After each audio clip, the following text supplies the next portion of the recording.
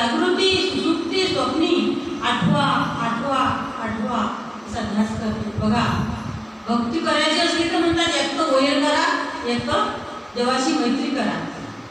म्हणजे अर्धवट नाही करायचं कोणतरी समजा.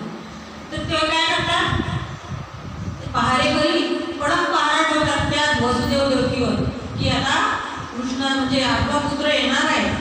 आणि बघा देवीचा अवतार आहे अंशअवतार भगवान कृष्ण. आता रामायणामध्ये सुद्धा वर्णन आलेलं आहे. भगवद्गीतेच्या 4थ्या अध्यायातल्या 7व्या श्लोकात सुद्धा वर्णन आलेलं आहे. आणि 8व्या श्लोकात व्यास महर्षींनी लिहून ठेवलं की ते म्हणजे यदा यदा हि धर्मस्य ग्लानिर्भवति भारत